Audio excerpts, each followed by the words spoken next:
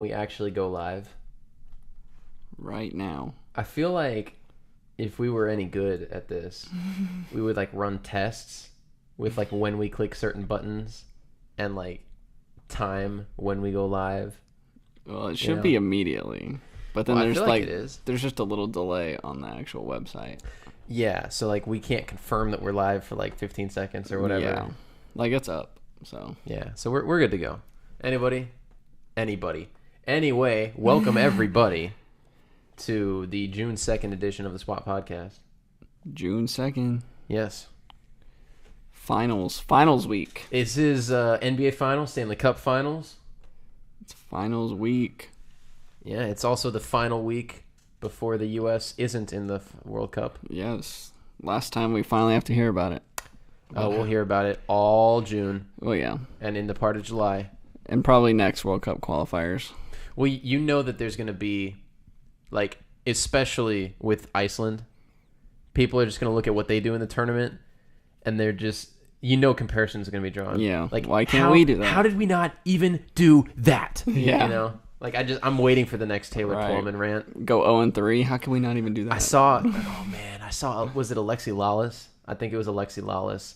He was doing like a pregame for a U.S. match, and he called out like everybody. Oh, right. He called out like 5 guys. Yeah, because he was like, Tim Howard, this isn't Belgium. How about saving a ball today? He's like, is it Michael Bradley? Yeah. He's like, they don't need you to be zen. They need you to be good. And Clint Dempsey, yeah, you're a U.S. team legend. How about being a U.S. team leader? And he's like, and I'm not even mentioning you, Wonder Boy, because you're not worth it, or something like that. Right. Like, you're not worth it yet. And he's like, Bruce Arena, Jurgen Klinsmann was in trouble for losing at home to Mexico. You lost at home to Costa Rica. Yeah. This is your problem now. It was so funny. Yeah. The good news is that World Cup qualifiers start immediately. Like right after the World Cup? Well, not right after, but the next year. Yeah. Like they start the next year. So it's done. It's over. I saw Julian Green was back in the squad. Is he really? Yeah. Where has he been?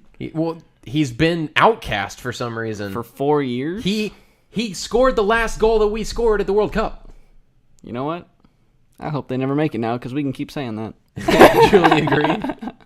Well, or maybe he just always scores the last goal every time we go to the World Cup. Yeah, I mean, he did. He got us to within 3-2 or something. I'm pretty sure he was subbed in extra time against Belgium. Did it went extra time? Yeah. They were tied 0-0 at the end of 90 minutes, and then Belgium goes up 2-0. Okay, that's right. It was 2. And then there were 6 minutes left. I knew they were down 2. And Julian Green hits this ridiculous, like, over his back shoulder volley up into the top right corner, and then he doesn't see the national team for the next 3 years. Yeah. And we don't qualify. It's I know. Not that we should have beat Belgium, because Belgium's really good. Well, yeah, Belgium's one of my picks. The fact that to go to the finals this year. The fact that they made it that far round of 8? That game against Belgium was round of 8, right? Or was it the round of 16? I don't think they made it to the quarterfinals. That was to go to the round of 8, because I don't think Belgium won the next game. I don't remember, but Belgium was clear. They were clearly the favorite in that game. But yeah, and then Tim Howard was Jesus. Yeah, I mean, it was cool to be in that game for that long. Tim Jesus. Oh well, maybe 2022. Maybe. Hopefully. Well, when is it that the U.S. is hoping to host it? Like, when is that bid? The joint, is that 26? Yeah. The joint bid for 26. Yeah. With Mexico and Canada. Yeah, that should be determined probably this year. So. Okay. Maybe this summer. I don't know. So, hopefully, we can hope. Yeah, we'll see. Automatic bid. Can't leave us out if we're host. Yeah, can't leave us out. I just want to know if they're going to include all the... Mexico and Canada. Right. Or does just one get it? Do 2 get it? Because Canada's not going to make the World Cup without that. Shoot, we didn't even make the World Cup. I know. Like Mexico almost didn't make it last time, 2014. So... Yeah. It'd be weird to have all 3 because they can't all host the first game like typically they do. Mm-hmm. The host country hosts the first game. Well, whatever. We'll figure it out later. They still have to get the bid. Maybe what they do is they would have Canada, the U.S., and Mexico all play at the same time at their home stadium. and they'd all host a game. But that'd be... Or maybe what they do is they're like, sure, Canada, you can get in, but you're in U.S. and Mexico's group. They just put them all in the same group. Well, one, they can't do that. With, like, Germany. So it's like Germany, the U.S., and Mexico. But see, yeah, if they all played at the same time, they'd have to be in the same group because that's how they do it. They'd go by group. Yeah. In order. I don't know. But they do groups specifically where you get teams from every continent. Yep. I don't know. Whatever. I don't know. It's not my thing to figure out. I'm just there to watch. So I guess now we can officially start the sports talk, the podcast. You know, kind of went on a U.S. men's national team rant there, but it's not relevant because the next time that they will be relevant, we're hoping, is in 2022. Yeah, or at least 4 years from 2021 when they clinch. I would like, if possible, and I'm really hoping that this works because I have this set up and it's really funny. I would like to talk about this. LeBron loves us. Yeah. It's like, what do you mean you don't watch the Swat Podcast? Yeah. Dude, it's right here. It is right there. It's right there. No, I want this. This is one of the most iconic photos, iconic sports photographs that has been taken in my sports watching life. It's definitely the photo of the present. Yes. Went viral overnight. You know what I thought of when I saw this picture? I thought of Chris Paul and DeAndre Jordan. Do you remember that? When DeAndre Jordan gets the rebound with like 1 second left and thinks the time's expired because it was a shot clock violation.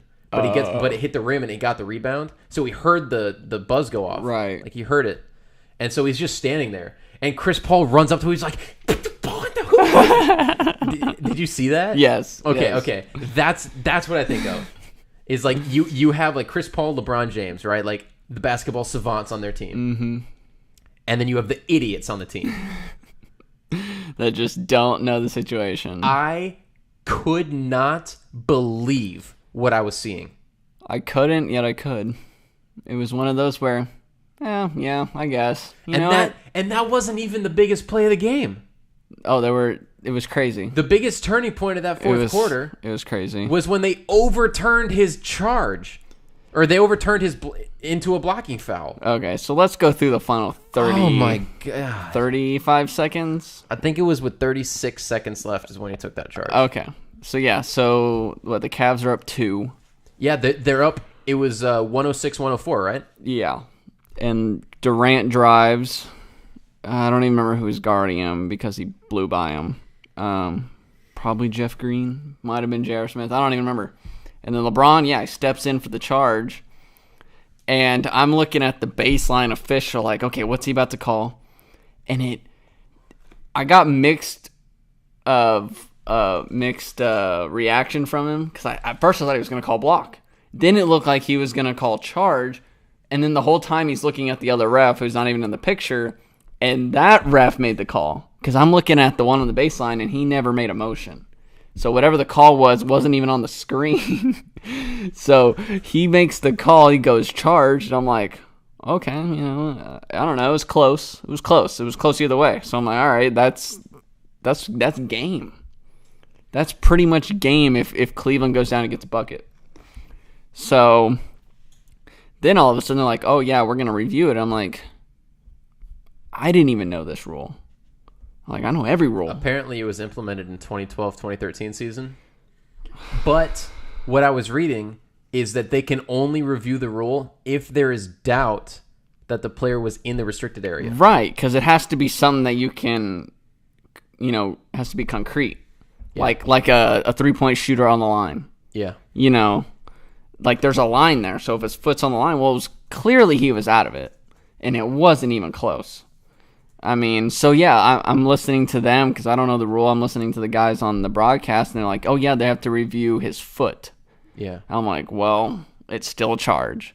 But, I mean, I'm looking at the call, and I thought the more I looked at it, it was a block. I thought he was still kind of sliding in there just a little bit. Yeah, he had his feet set, but his momentum was still carrying him into Durant's. It was very slight, but I thought, and the call should have been a block, and my thought is the block charge is so hard to call. Like, you have to know it's a charge.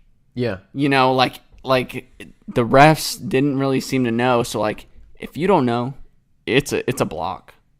Like, if you have to think about it, it's a block. Because if it's a charge, you should know. Like, oh, yeah, he was definitely there. If you don't know he's definitely there or he's whatever out of the restricted area, it's a block. And so I thought the call ended up being right. It was just really dumb how they reviewed it and went around the review process of the restricted area. Yeah, well, don't tell the Cavs that. Yeah, well, LeBron, I think it was in his post-game interview, like press conference, LeBron was asked, what happened on the play, and he said, I read the play as well as I've read any play in my career. Right. And I stepped in and I took the charge. And he was definitely outside the restricted area. Yeah. That's a tough break. And then, of course, they foul Curry on the layup. He makes it and one, so the Warriors go up 107 to 106. Yeah, after LeBron made a double clutch layup. Yeah. To put them back up. Yeah. So then Curry puts them up by one. And then LeBron... With what, like 20 seconds? Yeah, I think it was... Maybe less. I don't remember how much time was on the clock. I just remember that LeBron ended up making a pass to... George Hill. To George Hill, man. And Klay Thompson with the best foul in the history of the Golden State Warriors. Yeah. Sending George Hill to the line. And not letting LeBron take the final shot or the game-winning shot. You know what I mean? Well, Draymond grabbed LeBron before that sequence. On the... when he passed out of the double team. So, like, there should have been a foul called there. And then George Hill goes to the line and makes the first free throw. Right. And there's 4.7 seconds on the clock. And he bricks the second free throw. Oh, just alligator arm. And Kevin Durant is not boxing out 6'5" J.R. Smith. Well, yeah, because he knew what was going to happen. So J.R. Smith goes up. Heads up play by Kevin Durant. And he comes down with the rebound. And then he runs away. He just ran away. In a tie game, he's trying to dribble out the clock. He's dodging contact, jumping out towards 40 feet from the basket. Just ran away. And then LeBron is screaming at him to throw the ball back into somebody who can get a shot off. Or shoot it or do something. And then this picture was taken right after time expired. Yeah, what are you doing? Where LeBron's like, you could have just won the game. And we were talking about this. Of course, he probably would have airballed that shot from inside the paint. But we were talking about this. Kevin Durant didn't box him out. Had his back turned to JR when he got the board. He could have just landed and bounced to his left and had a wide open layup. Yeah, or at worst, he just floats it at the rim. Yeah, I mean, you're talking for an NBA player.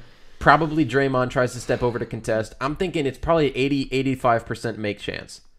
Yeah, on that shot. It's not going to be blocked. But it's going in, basically. And instead of doing that, he was so certain in what he was doing. Because it was the second that he touched the ball, he took off to get out of there. And meanwhile, the Warriors are scrambling because they're just trying to cover people. Right, they're shocked. Yeah. And heads up by them not buying into what he was doing, because if one of them fouls him, right, then it sends him to the line to win the game anyway. I was so shocked. I wasn't paying super close attention at the time because I think I might have missed the first free throw, so I didn't know that was the second free throw. Yeah. And so when I saw him grab it, I looked at the score real quick. I'm like, oh my God, it's tied. And then I'm screaming, don't foul. Yeah, yeah. Don't foul. You have it. It's in the bag now. Overtime's in the bag. So heads up play by Golden State not to, or at least for them to know the situation. And so Klay went out there. I think Draymond went out there and they went to cover him. Somebody went to LeBron because he could have gotten it back out to LeBron even after he screwed up. LeBron was wide open from three. Yeah. And he never realized what he was doing. You know what it reminded me of?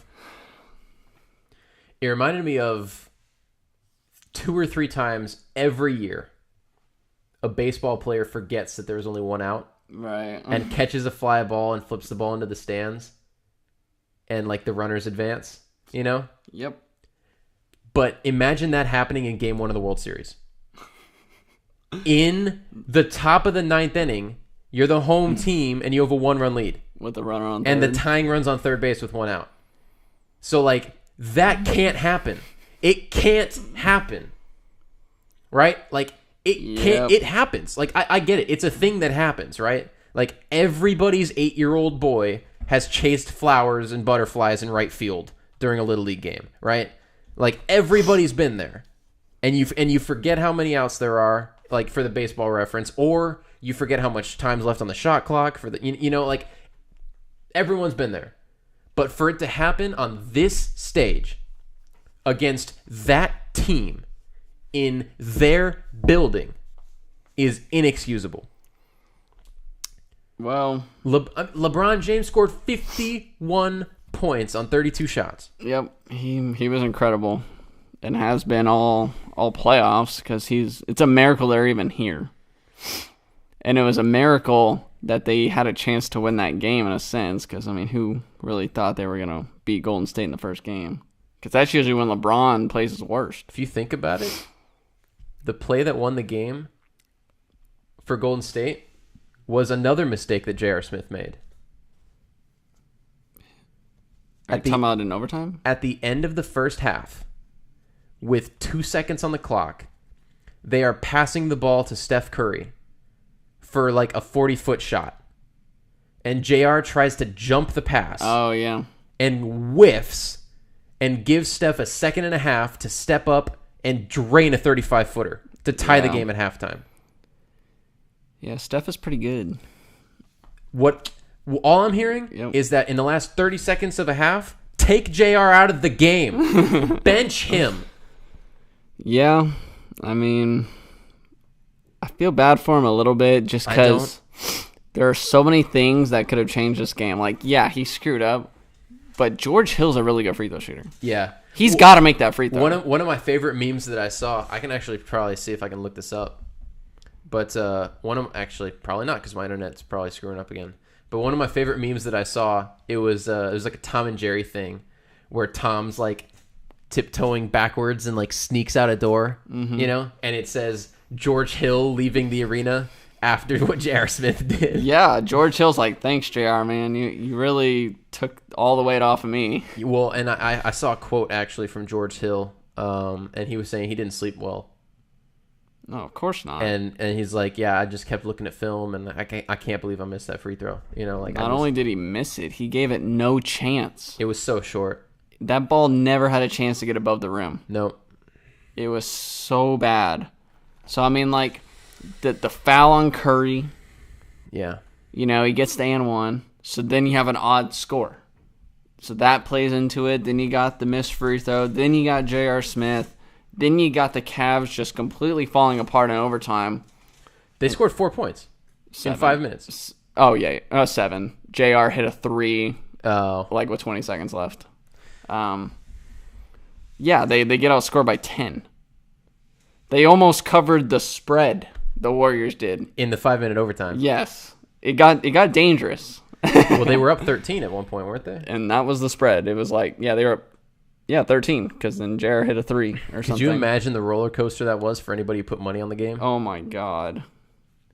Oh, my God. I know, they're like, oh, yeah, this is in the bag. And then all of a sudden... Anybody that bet on the Cavs? Yeah, and then Golden State's just like, 3. And, okay, so Golden State at the end of the fourth, they just completely abandoned Clay, which I thought they needed to do like a two-man game with Steph and Clay, because they were the ones who were on. Durant had a bad game. Yep. They kept feeding Durant, and I'm like, yes, but no. like let's see if Clay can make a shot, you know? Like, yeah. And then Clay comes out in overtime, boom, makes a couple shots, they take off, game over. J.R. Smith becomes, viral. Yeah. George Hill's forgotten about. But yeah, so much. I mean, LeBron, if he's not out after this game, I don't even know, because Golden State, even if the Cavs win that game, Golden State's still going to win the series. They probably win the next 4 games or whatever. Mm-hmm. Now Golden State can just cruise to their third championship in 4 years, but you can't let that one go. Any game that you're in, if you're Cleveland, you have to win. You have to win if you want a chance at the series. Yeah, you have to pull out every close game. And the thing is I heard some people saying, "Oh yeah, I'm way more confident in the Cavs now than I was before the series." I'm like, I'm the opposite. It's the exact opposite. They played about as well as they possibly could have. Yep.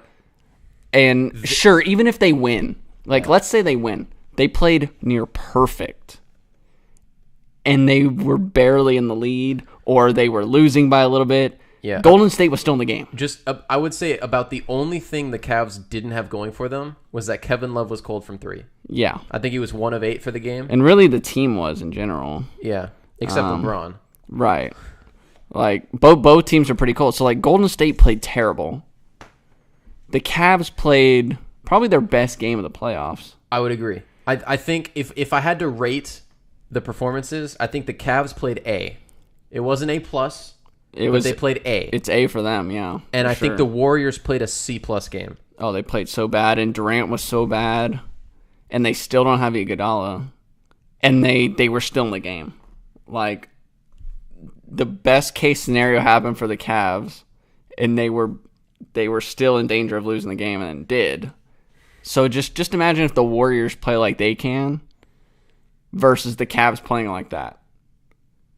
The Warriors still win by double digits. And then if the Cavs come back a little bit and the Warriors, let's say Durant doesn't suck, which he probably won't, you win by 20. Yeah, I think the problem that the Cavs face is that the Warriors B+ game beats their A+ game. Oh, it's so good. That's how good the they are. The Warriors B+ game is a 5-point win. Yeah. Against whatever the Cavs throw at them. Yeah. Unless LeBron James is so legendary that he drops 65 on 38 shots. That's what everybody was saying. It takes a perfect storm to beat the Golden State Warriors. What everybody was saying is that in order for the Cavs to win this series, LeBron James has to do exactly what he did last night. And they lost.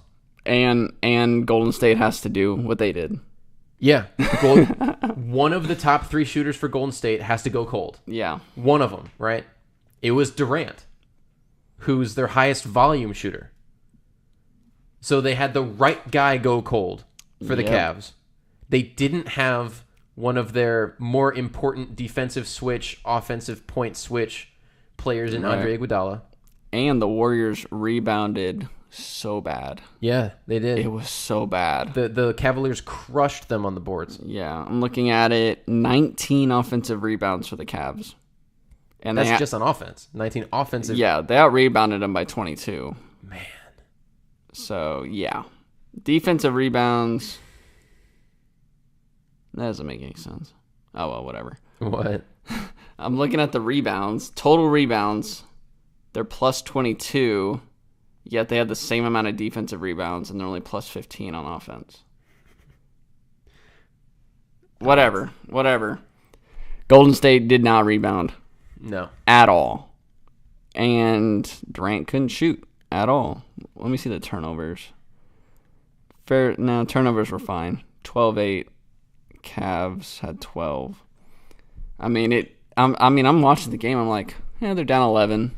Then boom, it's tied at half. Then boom, they're up 7. And then the Cavs came back. I'm like, all right, little resistance. I like it. And then I'm still thinking like, the Warriors aren't even playing that well, and they're right there in the game. But when it comes down to the end of games, that's where the Cavs have the advantage because they have the best player. Yeah. And he put the team in the spot to win. It's just George Hill couldn't make the layup. I think J.R. Smith didn't attempt the layup. I think it was Nick Wright who was saying that LeBron James is committed to making the right basketball play. And I was screaming at Golden State to just double. You double immediately. When he's out beyond the three-point line at the top of the key, you bring whoever. You bring 3 people. I don't care. Because anytime you double, his basketball instinct will tell him to pass. Because that's the way he plays. Yep. When he passes, guess who's not shooting? Him. And when he doesn't shoot, your percentages of that shot going in just went up. Oh my God! crazy. It's crazy. Like, I don't care if Kevin Love and Kyle Korver are wide open from three. I don't want him shooting the ball in the paint. Yeah. Like, make somebody else make a shot. He's gonna drive by whoever you put on him. I just wanted them to double, and they would always double too late, and I'm like, it's so dumb. Like, get the ball out of his hands. I think it was Steve Kerr was asked like what kind of strategies that they were using to defend LeBron. None. And well, what he said was after he was pretty funny about it. He said, "Yeah, I think we saved pretty much everything, for the future games. We've got a lot up our sleeves." He's so funny. Yeah, he went what 51, 8 and 8. Yeah, 51 points, 8 rebounds, 8 assists. He's the first player in NBA Finals history to score or assist on 70 or more of his team's points and lose. Or score 50. Or to score 50 and lose. Yep. That's just the way it goes. He ended up being a minus 13 on the court. LeBron? Yeah. Wow. Because of the overtime. Because of overtime, yeah. But still, that means he was minus 3. Unless he came out for no, because he was out there during that scrum. Oh, there's another thing. The overtime scrum. So nobody got suspended. Shocker, whatever. Although I think that helps Golden State more because it's not like Tristan Thompson is a threat. Well, he's a rebounding threat. Yeah, I mean he was pretty active on the boards, but he wasn't an option even in the pick and roll game. He only scored 2 points. Looking at his rebounds. Oh no, he only had 2 offensive boards. Kevin Love though was a beast on the boards. I mean, if he was suspended, whatever. Cleveland's not gonna miss him. Golden State's not gonna miss him. Like, Draymond didn't get suspended, thankfully. Just hopefully they'll just all play. I didn't really think that Draymond did that much. Oh no, he didn't. But he's got the rep. Yeah, it's the same with every time he gets a technical. He's probably not even in the wrong. Did you see? Okay, he got LeBron's face, and then got a technical on a foul. LeBron was driving. Oh, early in Draymond the game. hit LeBron's face. Yeah. Got the corner of his eye with one of his fingers. Yeah. And burst a blood vessel in his eye. Yeah. And then he got a technical for arguing the foul. Yeah. I think sometimes you just get in the moment, and while he did get the ball, it was the off arm that got him in the face, and then he came with the block. So I don't think he meant to foul him. He just went up as a defensive mechanism. Yeah. Oh, okay, here comes this huge dude. I don't want to die. Yeah. So I'm gonna protect myself. While as he did that, his hand went boom. Kind of block and then block and whatever. But yeah, he did get a technical. He got a technical arguing a clear foul. But Kyle Korver missed that free throw. That he did. But then LeBron James made both of the... Yeah, but how big would that free throw be now? It's true, man. Kyle Korver only had 3 points on the day. He made a 3 late in the game. I think late in the fourth. By the way, the Cavs bench... Larry Nance was pretty big. Everybody was plus, minus, except for Jeff Green. Korver was plus 12, which is interesting since he only scored 3 points. Lance was pretty good. Or Larry Nance. Well, he can be Lance. Lance Nary?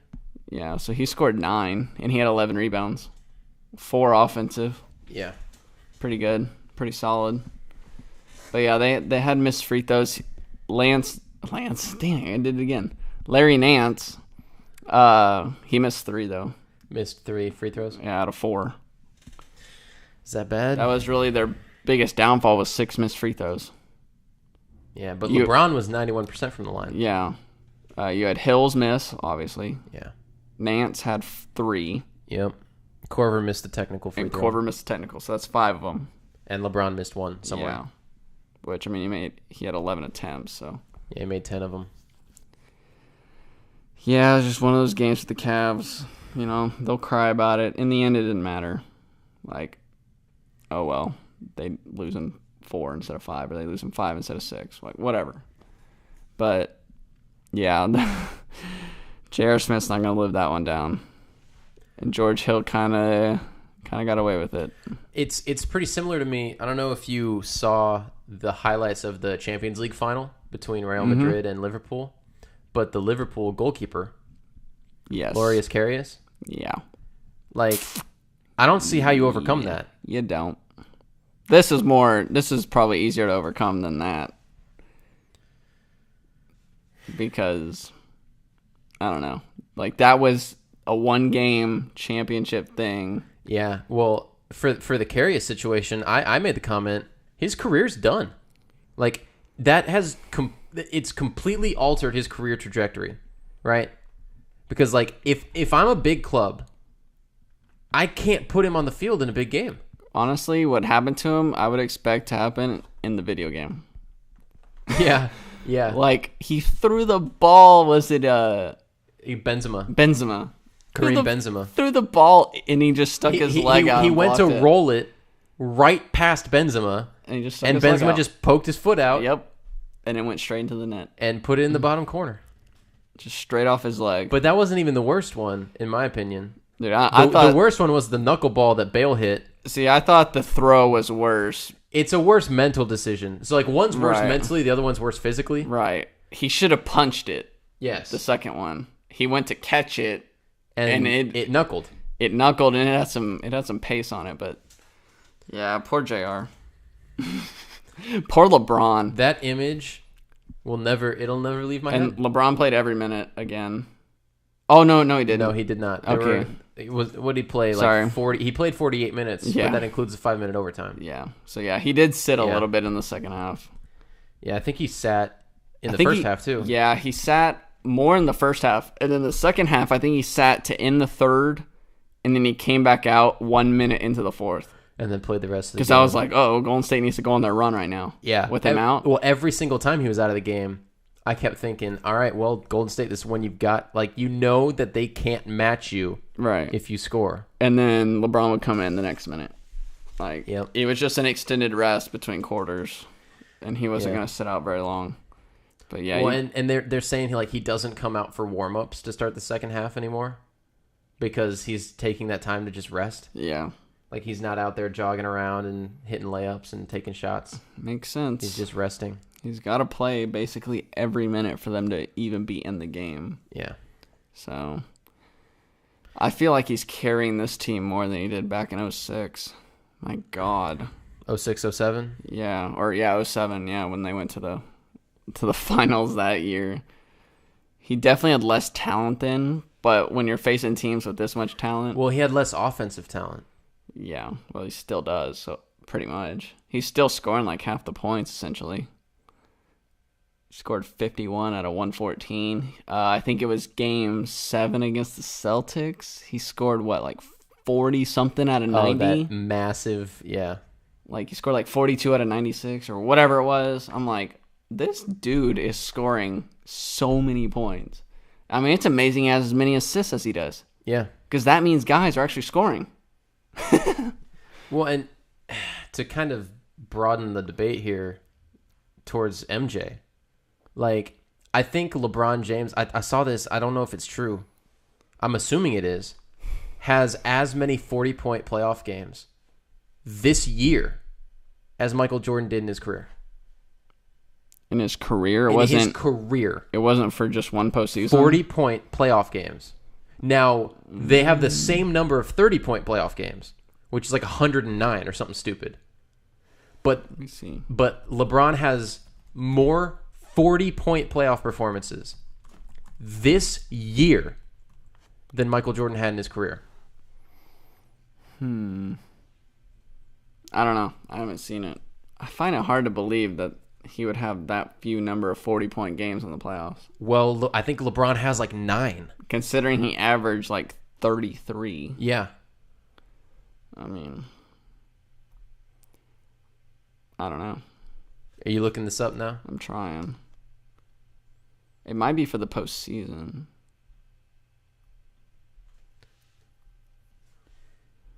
Let's see. This is from a couple weeks ago. Yeah, maybe. 7th 40-point game in the postseason, tying with Michael Jordan for second all time. And now he's got more than that.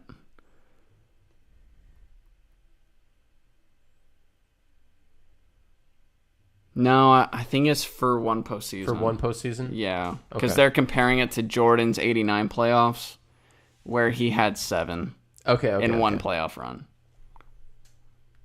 Unless fake he just news. unless It was fake news then, I'm sorry. Unless he just never had another 40-point game in his life in the playoffs. I will say, though, Michael Jordan never had to deal with this.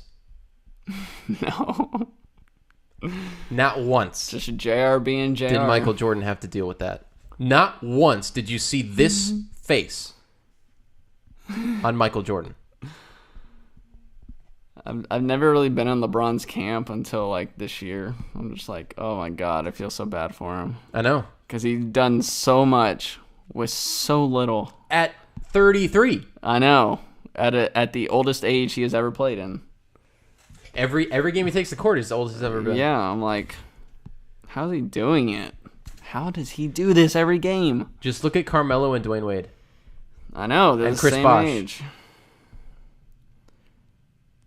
I know. And now look at LeBron. And they're breaking down like no other.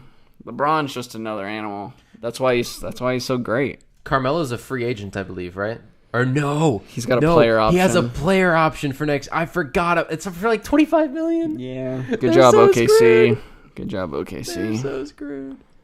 They would have been so much better if they just got Paul George and called it quits, and they held on to Cantor. They would have been so much better if they would have just held on to Harden or Durant instead.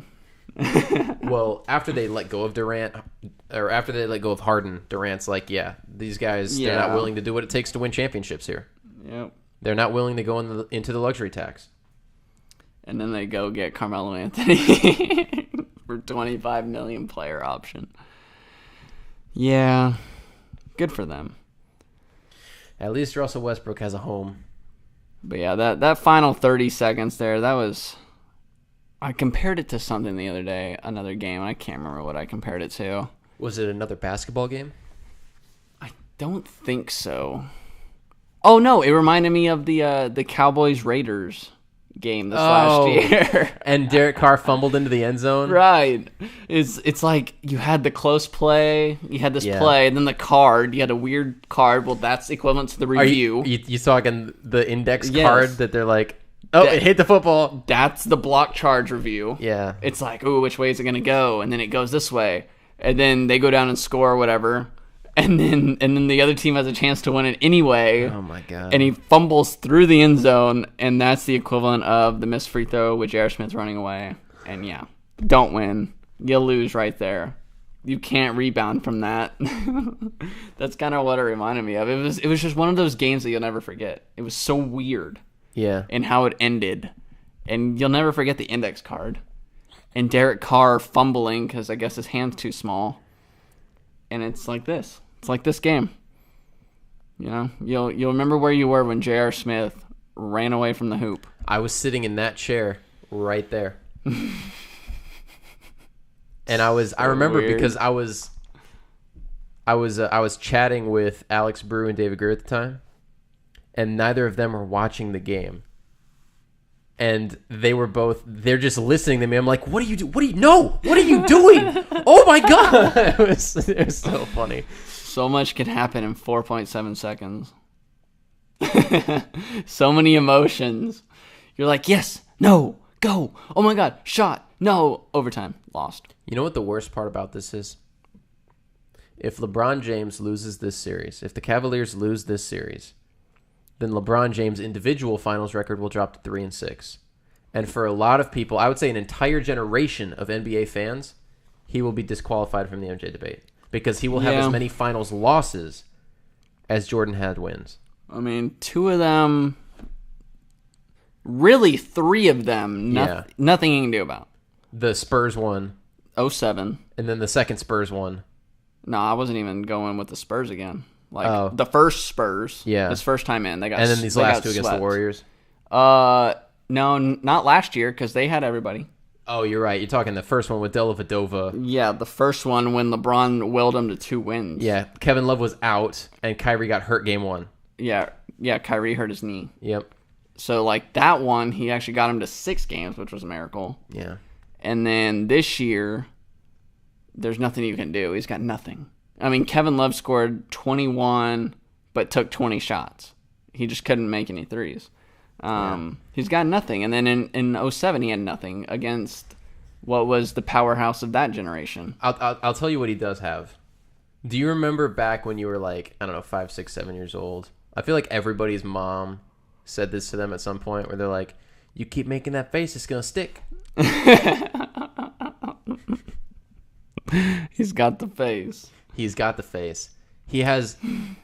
What I was originally going to say is he's got a headache. That's what he has. He has a headache. His back is tired from carrying this team. And yet here he is, dude, in the finals at the top of his game. So yeah, there's 3 finals that there's nothing he can do about, and then he kind of washed. He kind of washed on the Mavericks final. Like they 100% should have won that finals. 100%. And he's rarely ever been favored in a final. Yeah, he had to have been favored in that one. I'm sure he was. Yeah, I think I was reading that he's only been the favorite twice, and it was the Mavericks and the Thunder. Right. Both times that they played the Spurs when he was with Miami. Yeah. The Spurs were the favorites. So yeah, that was 2 years in a row. Yeah. So yeah, he should have won the Mavericks one. Yeah.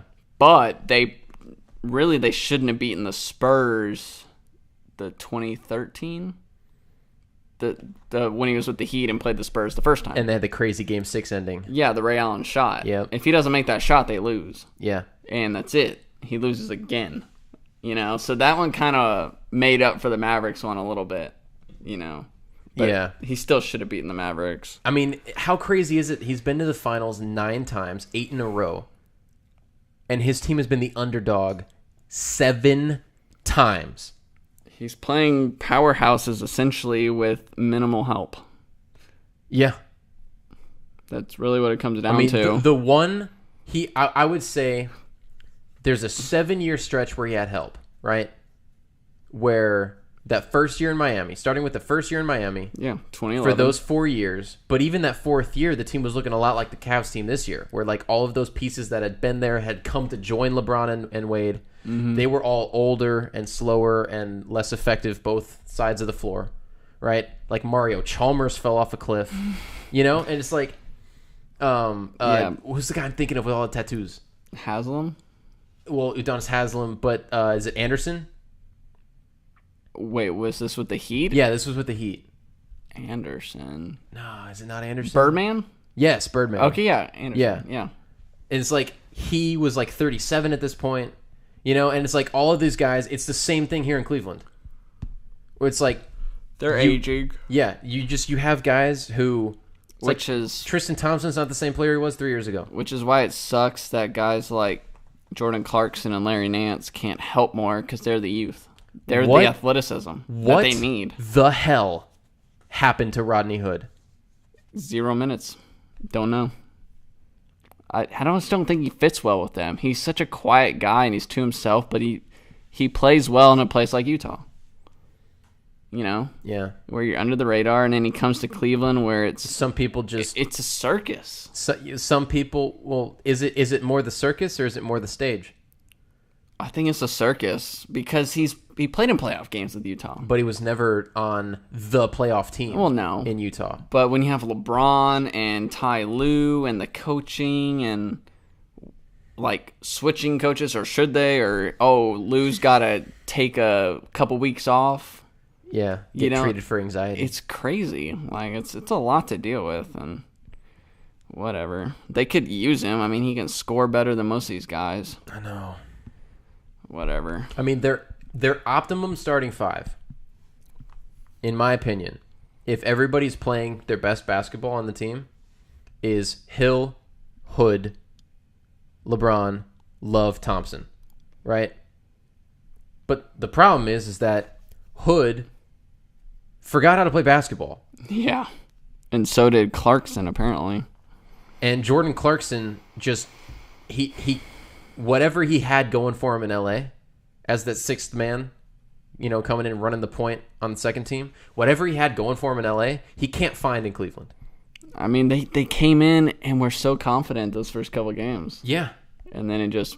And then the All-Star break, just like you were saying. Yep. You called it. I remember we talked about this on one of the episodes that I don't think we have anymore. No. But yeah, they won the, 2 or 3 games that they played. They won all 3 games, and they looked good. Right. They looked, rejuvenated.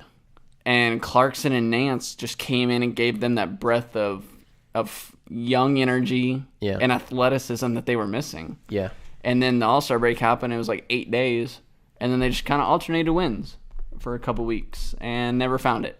And now Hood's not even playing. Clarkson played 17 minutes, which is probably more than he's played normally. Yeah. Nance played 19. Yep. But they're not giving him a whole lot. Clarkson went 2 for 9.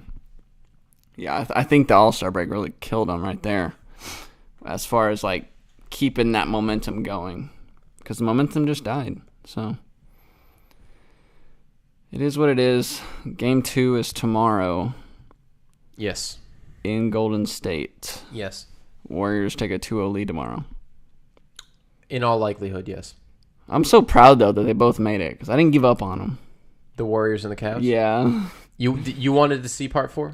I'm ready to see part 18. Because apparently there was a pretty big contingent of fans out there that wanted to see Rockets and Celtics. They just wanted to see something different. Exactly why I want this. Because this is dumb. This is exactly what I've been saying about this league for so long.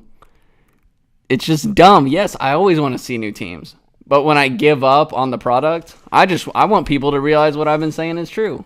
Yeah. And then they'll give up on it. And hey, let's go watch hockey. I will say, as far as the Rockets are concerned, they did a lot better against the Warriors than I expected them to. Oh, yeah. I agree. I expected the series to be 4 or 5 games. Me too. And the Rockets had a 3-2 lead. They'll blame it on the Chris Paul injury, but whatever. Yeah, they will. I'm just glad that this happened. But I do think... I was way more confident Golden State rebounding than Cleveland. I was like, oh, man, Cleveland... I'm like, okay, Golden State can win 2 games. I'm like, I don't think Cleveland can. And then they did it. I'm like, yes. You go, LeBron. Well, I remember you and I talking about it because I think the last show that we did was when Cleveland was down 2-0. Yeah, and we were like, nope, not ready to give up on them. Nope, because both of us were like, look, Boston's undefeated at home. They're 1-7 on the road in the first 2 rounds. Or, you know what I mean. You're right. And, yeah, Cleveland came back 1-2. Yeah. And then split. Cleveland plays better defense at home than they play on the road. The home team won every game until Game 7. Yep, until LeBron won Game 7. Yeah, and the Celtics went cold. Couldn't put the ball in the hoop. But, yeah, I was pretty pleased with Part 4. I was like... Cool. Hopefully nobody watches. Everyone's watching. I know. Until it's Part 5. But it won't be Part 5. Part 5 is contingent on just LeBron making it. Well, it's not LeBron versus the Warriors. Oh, it's Cavs Warriors. No, in my head it's LeBron versus the Warriors. Well, then we'll see Celtics Warriors in the finals again. That's fine. As long as it's LeBron, it counts for me because it's basically the Cleveland LeBrons right now. I think if we do want to kind of talk about what LeBron's going to do in the offseason, I mean, it's a bit too early because the finals isn't over yet, and the Cavs did have a chance to win in Golden State. Well, they're going to lose a series, so based on that, I think he'll leave. If he wins, he's leaving. I don't think so. If he can pull this off with this team, if he can pull. Well, it can only go up. No, the thing is, if he pulls this off with this team, I think he retires. He should. If he wins the finals and averages 45 points, 10 assists, and 9 rebounds, and wins the finals this year, I honestly think he retires. I don't think he'll retire, but I think he takes a 1 or 2 year break, and he figures out. He just sits back and he watches. He's like, all right, so who's good, who's not. And then he jumps onto one of those teams that's like a young and improving team. They just need veteran leadership to really get them over the hump to compete. And he jumps on one of those teams. I heard something interesting a couple days ago about Philly with Colangelo doing his that's not on here. about Colangelo with his Twitter thing. Yeah. About possibly them firing him. And who to replace him. And one of the names that... David Griffin? Yeah. Yes. Yep. LeBron had his back like no other, but they didn't... He didn't get fired, but they just didn't bring him back. And so what if he went to Philly, they fire Colangelo, get him, and he gets LeBron to go there? I think that would be a very reasonable situation if Colangelo did get fired. They bring in David Griffin. LeBron says, hey, I'm here. Yeah. And they're a good team. Yeah. And you put him on that team, the Cavs are out. So now it's just the Celtics and the Sixers. If he goes to one of those two teams, that's your Eastern Conference final next year.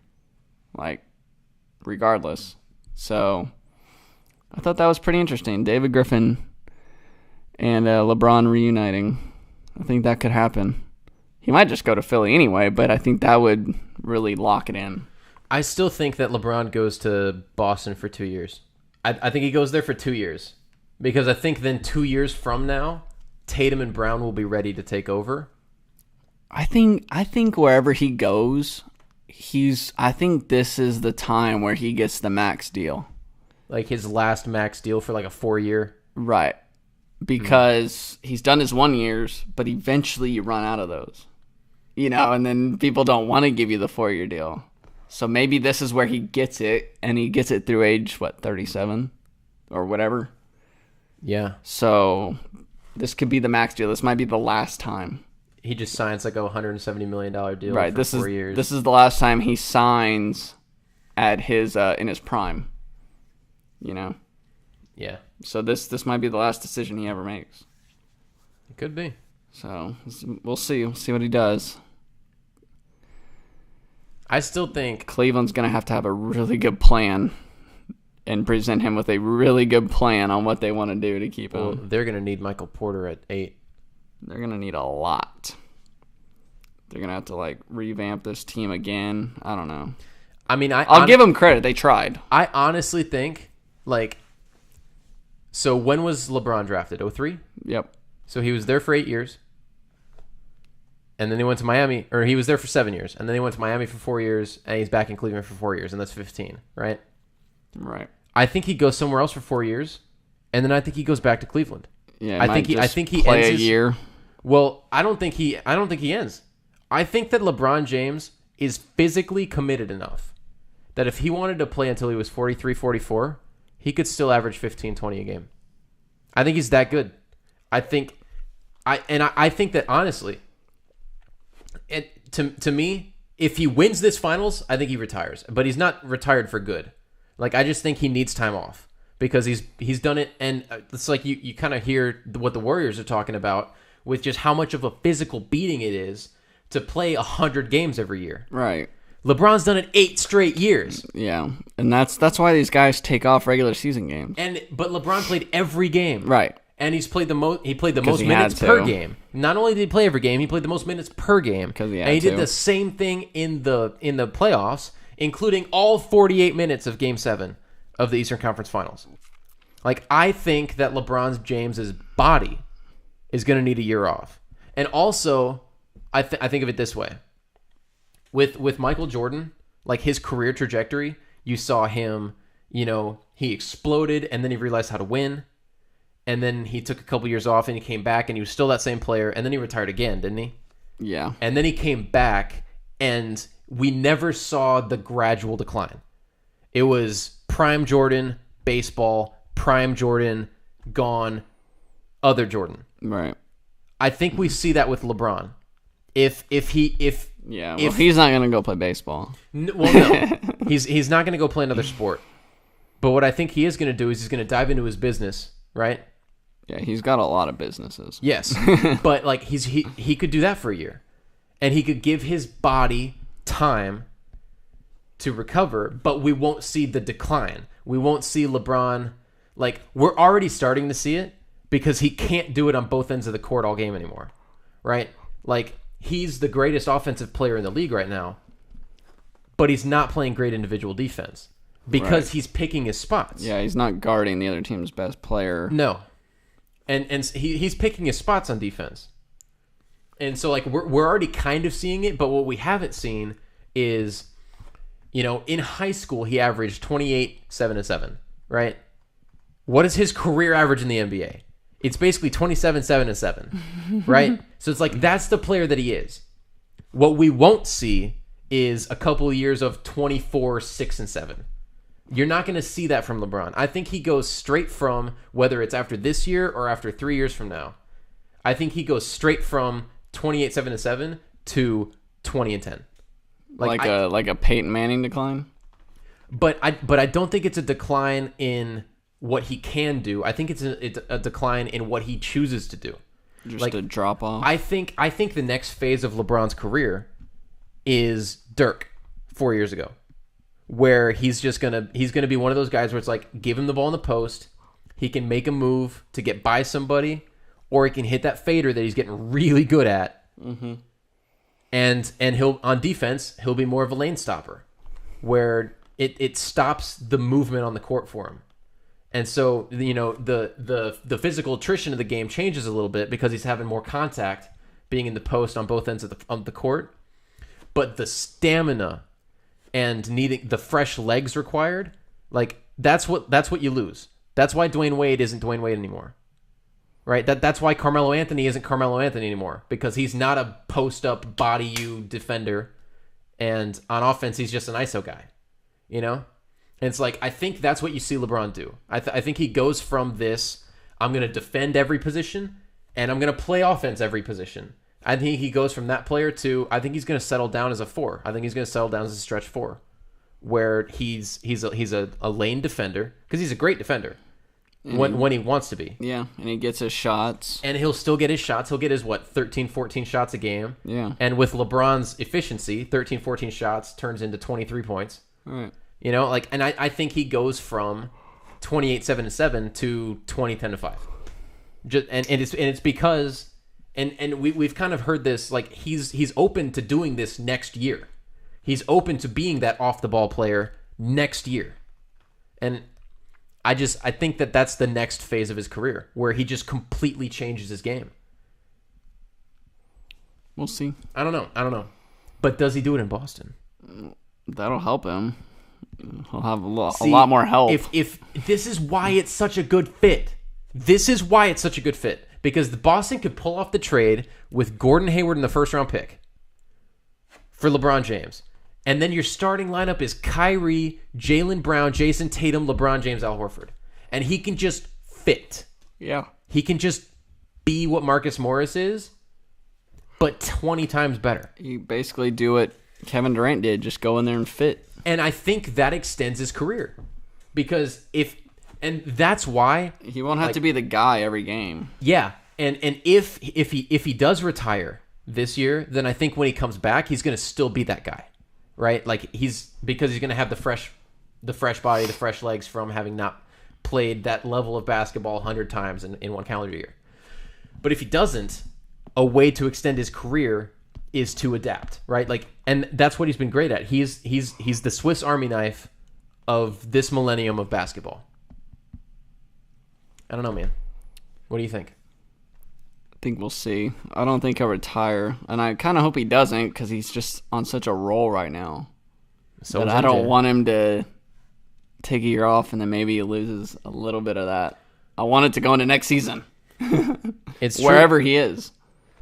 Like, I don't even care where he is at this point, because wherever he is the favorite in the East, and Golden State's the favorite in the West. Part 5. I'll tell you where he won't be next year. He won't be in Orlando. No, he won't be here. He's not going to be here. He might be. He might be back in Golden State. No, that's true, but not as a Warrior and not as a Cav. But what I meant is he won't be here. Like, I'm gonna laugh if he leaves and wherever he goes, they pick up J.R. Smith. Do you remember back when the Cavs won the finals? And he was talking about the Knicks trade. By the way, they shouldn't have won that finals either, but yeah. But he was talking about the Knicks trade in which they got J.R. Smith. Uh-huh. And he was talking about how the Knicks were like, yeah, and we'll throw in J.R. Smith. you know? Like a throwaway. Yeah.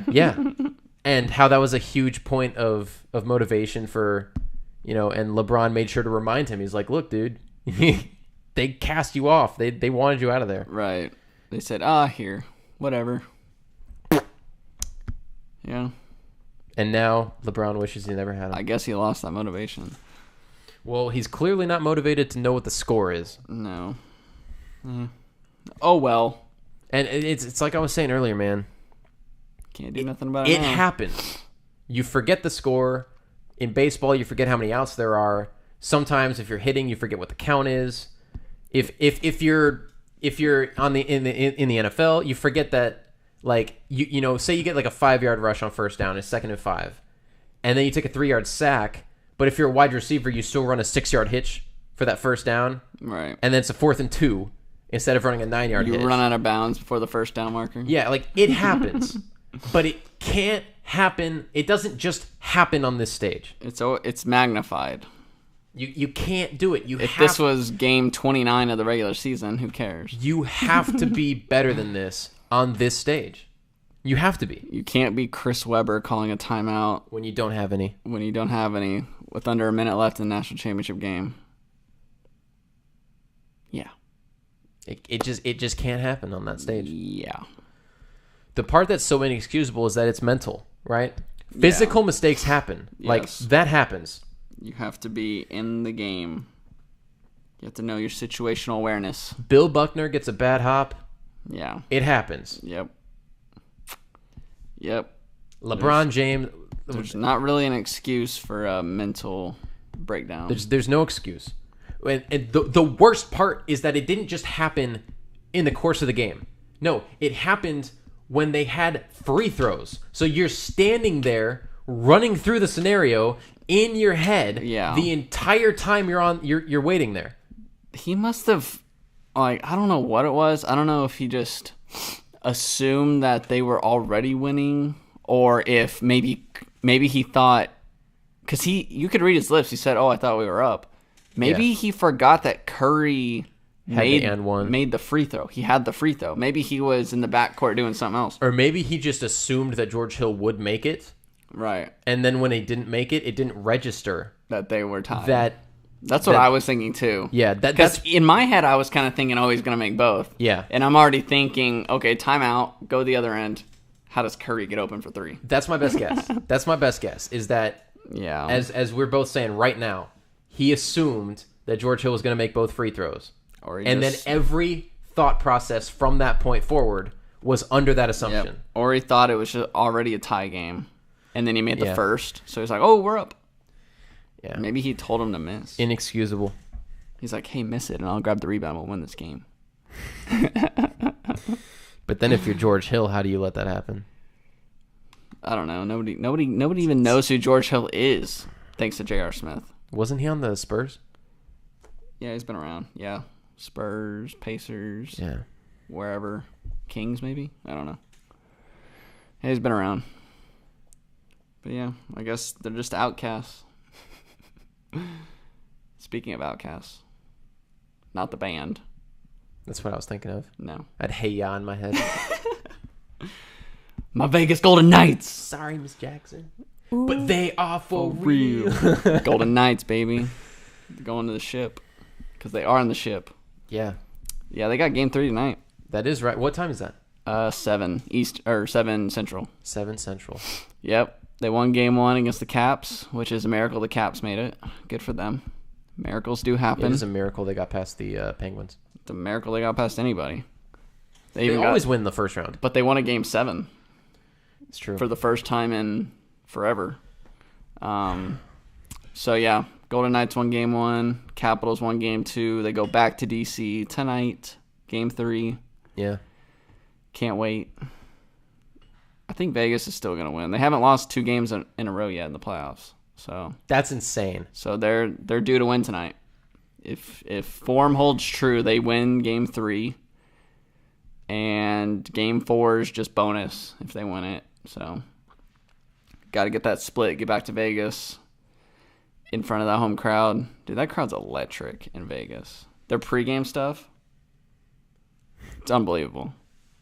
They had like Imagine Dragons and like Lil Jon there, just hyping up the crowd. Yeah, well, I mean, there are like some famous acts that have a Vegas show. Yeah. And so like they don't have to even travel. They could just Right. be like, hey, just come across the street for the night. Yeah, they live in Vegas. Yeah. And then the Capitals are countering with a group of performers that aren't even from DC. Ah. They have like I think it was Sting. Okay. Sting was one of them. Fall Out Boy. And there was another one. I can't remember who, but they had like 4. And I'm like, I think one of them was from DC. Yeah. like what?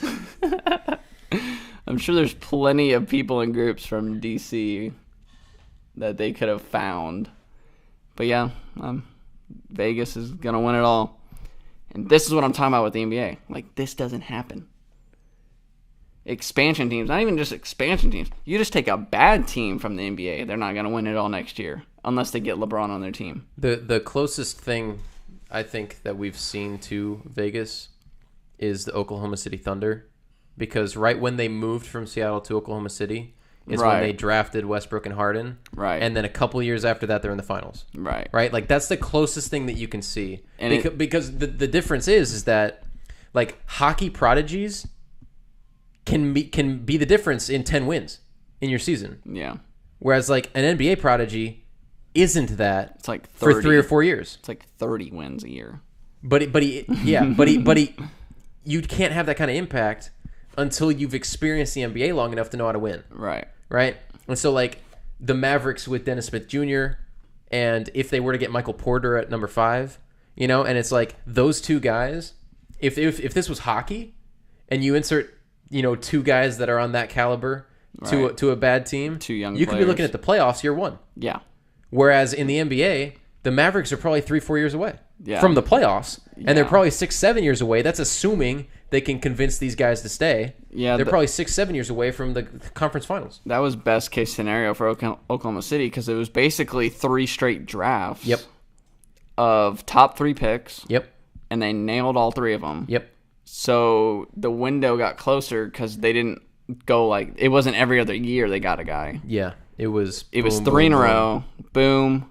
You play together a couple years. Boom, you're in the playoffs. Lose to the Mavericks. Boom, you're in the finals. Yeah.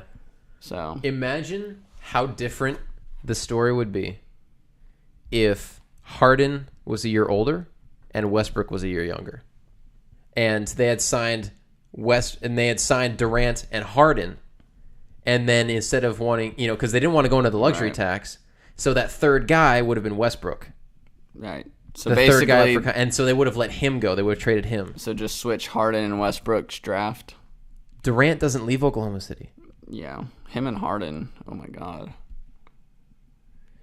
Yeah, if you just switch their drafts, I mean, I've said it. Westbrook is very overrated, especially with his shooting. Is he the most overrated player in the NBA?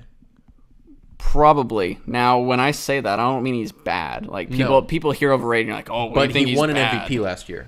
It's like overrated means you're at a level that people think you are, but you're actually below that level. You can still be really good, and be overrated. And the most overrated being there's the biggest discrepancy between where people think you are and where you are. Right. Yeah, and he's one of them. Yeah, for sure. Who else is on that list? Giannis?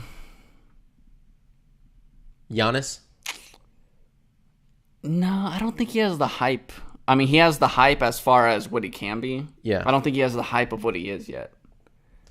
Okay. Because he's not the shooter yet either. Yeah. That he could be maybe. He's definitely much improved. You see, from like 3. Carmelo probably. Yeah. Is also and on that list. People probably still think he's like above average. Dude's terrible. The dude, he's probably one of the 20 worst players in the league. He's the scenario where you're overrated, but you're bad. Where Westbrook's overrated, but you're good. Yeah. You know what I mean? He's the bad overrated Melo. Yeah. But like I think about it, like who else is overrated in the NBA? There aren't a lot of guys. I think of like a LaMarcus Aldridge, but he's not that overrated. I think he might be underrated, especially the year he just had. Well, yeah, without Kawhi. And the year he had the year before when he wasn't very good. Yeah. Then he was really good. Mm-hmm. So, Yeah, I mean, there's always a handful of guys that are overrated. Whether they're still really good, yeah, that's possible, or they're just not as good. I personally think that Gordon Hayward's overrated. Probably. Well, actually, now, you could also base it on what they're making. Well, overpaid is different because a lot of that has to do with when you come up for contracts. So, like, Otto Porter is overpaid. But that also means that you thought they were really good to pay them that. No. Like, in his case, he was a restricted free agent, and the Nets offered him the Supermax for, like, 3 years. Or, like, something Oh, stupid. that's right, because they're like, okay, well, if you're going to keep him, this is what it's going to cost. Yeah. And then they decided to keep him. Yeah, they did it. Which was something, but... Which is what a lot of teams do now. And they'll backload it. Yeah. They'll backload the contract like Jeremy Lin with the Rockets. Mm-hmm. Yeah, Westbrook's probably the most overrated player in the NBA. I can't think of anybody else. Like, maybe Derrick Rose, but I think people have come around to he's just not that good anymore. Like, he's just not the same player. No, not even close.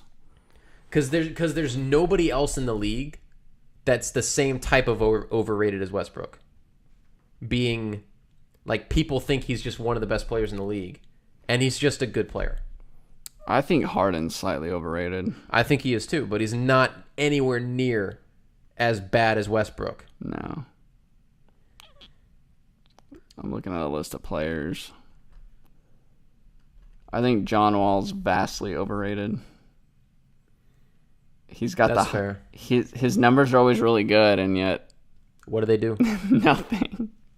You know what I mean? It's like, oh yeah, he put up 23 and 11 today. Like, okay, great. Yeah. Cool. Don't care. Yeah, John Wall's up there for me. Yeah, it's kind of like all the really big names. Is it funny that most of the names we're coming up with are guards? And that's just because of the trend of the league right now, which is give the ball to your guard, space the floor. Small lineups. Yeah. It's a guard league, which is why I'm always in favor of drafting guards, though, because they're the ones who get to the line more. Yeah, I think those are probably really it. What about Karl Anthony Towns? To me, he's not overrated, but he's not underrated either. But people, like, they did a like, if you're gonna start your franchise with somebody, right, among NBA GMs, he was almost unanimous. We're gonna start our franchise probably with him. because of how young he is. What has he done? Like, it's like Kevin Love numbers when he was a Timberwolf. How long has he been in the league? It's his third year, I think. Okay, yeah. When did this come out? What am I even looking at? This was for this. Okay, this was before this season. So yeah, this was his third year. I mean, it says going into the season he was averaging 25 and 12. Yeah. Hey, he helped get them to the playoffs at least. Like, they finally ended that drought. But they have him, Jimmy Butler, and Andrew Wiggins, and they barely made the playoffs. I think Wiggins is more overrated than Towns. Yeah, I agree. And I think Butler is too. I actually don't think Wiggins has gotten better since he joined the league. I think he's the exact same player he was. He's gotten a little better. It's still mind-boggling that they didn't win a national championship at Kansas. It was him and Embiid. Gosh. Is that just nasty or is that nasty? It's pretty nasty. But yeah, I mean, yeah, I'm not super high on Wiggins right now. Like, Towns is definitely the better number one overall pick of the two. I agree. You know who's probably underrated somehow? Somehow. What team? Well, that'll give it away. Okay. I was hoping. Okay, so we're talking underrated players in the NBA? Yeah. I haven't. Klay Thompson. Oh yeah, he's definitely underrated. But no, this guy is in the MVP talks this year, and he's still underrated. Western Conference. Damian Lillard. No, he's not MVP. Anthony Davis. Yep. Is that dude not underrated? Like, people talk about, oh yeah, he's really good, but like, do you really see it? Do you really see how good this guy is? Because, Okay, let me pull up his crap. I don't know. Oh, maybe this was just on last year's numbers. That hurt. I didn't really say, but I mean, he does it all. He scores, he rebounds, he blocks, steals. I mean, shoot, he was dishing it out to everybody this year. He was triple-double machine. The only thing is he's not like a very good three-point shooter, but he doesn't need to be. No, like, not when you're that dominant. Karl Anthony Towns is a pretty good three-point shooter. He's okay. He'll be really good next year. But yeah, Anthony Davis is so good. He's so good. Yeah, but like the Karl Anthony Towns, Andrew Wiggins thing is kind of to my point of if you had those types of talents in hockey, they would already be competing in the Western Conference, you know? Yeah. But it's the NBA, and since they're 22 and 23 years old or whatever they are, like they were the 7 seed? They were the 8 seed. They were the 8 seed, and they got crushed. Yeah. I think if Wiggins would jump up to what he could be. What can he be though? Like everybody. You see, the thing is like everybody looks at him, and they look at like past players in the league, and they want to say he needs to do this to become this, and it's like he just needs to be better. Yes, that's why he's overrated. Yeah, he could definitely be better. It feels like he should be much better, and he's not. But yeah, if he was at the same time, though, if he was better, they'd be a top 4 seed. But at the same time, though, if you look at his numbers, oh yeah, they're good. It's like John Wall. You know, numbers are one thing, results are another. That is true. But yeah, like your hockey thing, I mean that happens all the time where you get a guy or two and everything changes. Who's the guy in the Oilers? Connor McDavid. He's the best player in the world. I know. That's the guy I think of though. And he's only been in the league 3 years. Yeah. Yeah. And he makes everybody around him better. Now they had a very disappointing season, but yeah, he brought them back into the playoffs and into the conversation. Yeah. Like by himself. And now they actually have players around him. Some veteran type players and some younger players to mix in. They'll be a threat next year. I think this year was a big eye opener for them. But eye opener how? Because I think last year they just kind of cruised into the playoffs, you know, made it. I think they won a series and then lost. And then this year they were probably just thinking, oh yeah, we'll just make it back. They didn't. Just had a terrible start. You know, you can't just make your way into the playoffs in that league. Yeah. But I could see them making it, and like a team like Vegas doesn't. So. You don't think Vegas makes the playoffs next year? No, not right now. It's gonna be so hard to especially if they lose. Like there's no way to recreate what because everyone's gonna gun for them too. Oh yeah, you won't have the same feel. Like, oh, it's the first year, you know, we get one chance at it. Yeah, you know, whatever, and they might not even have the same team. So we'll see. But yeah, if I had to guess, you know, there's always teams that don't make it and make it that go in and out. Yeah. So if I had to guess, they would be one of them. What about the Stars? It's a love-hate relationship. Yeah, no, I see you wearing the shirt, so I figured I'd ask. They should make it. Like, they are definitely a top 8 team, but so is Edmonton.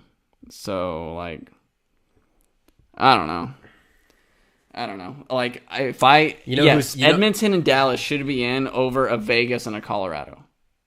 Like, and maybe even Minnesota. You know who's not a top 8 team? Who? Them. Right, they're a top 4 team. Top 2 team. Top 2. They would be the 11th seed in the East without LeBron James.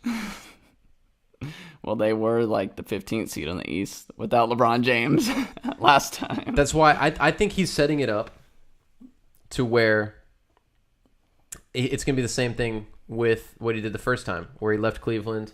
He was gone for 4 years, and they were awful. And so they got some decent players, and he came back.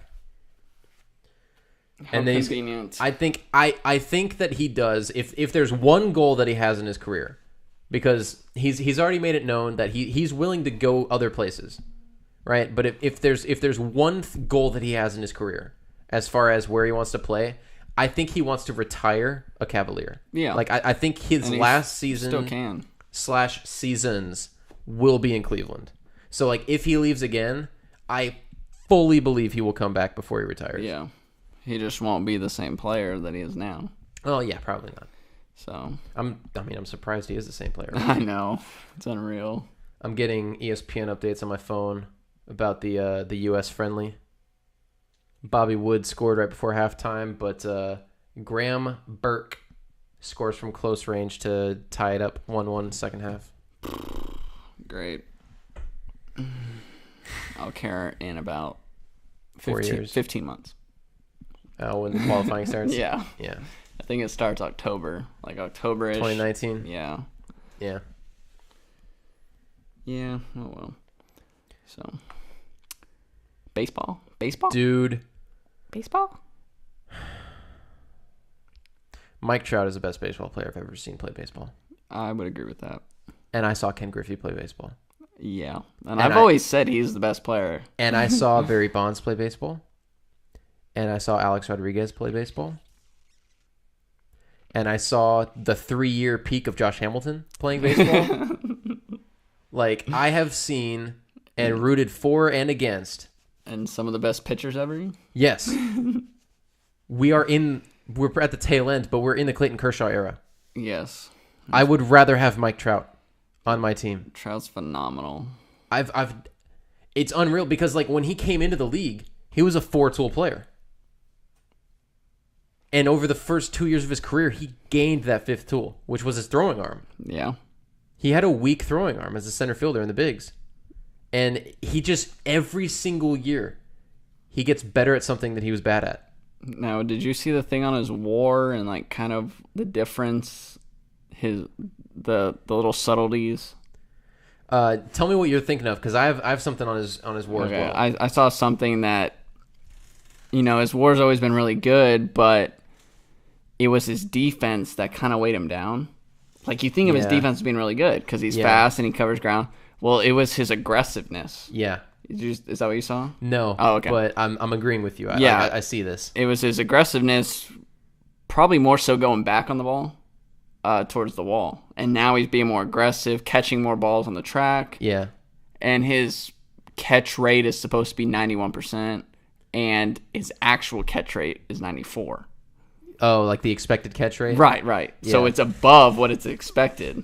Even of him. Yes. Yeah. So that's really jumped his WAR. Well, a lot of that's probably due to the fact that he's played there for a few years now. He's getting used to center field there. Yeah, because he was playing left field or both or moving around. Well, remember when he broke into the league, they had Peter Borges. Right. And he was the center fielder. Yeah. Think of how stupid that is. But maybe it wasn't. What I was going to comment on Mike Trout is that among position players,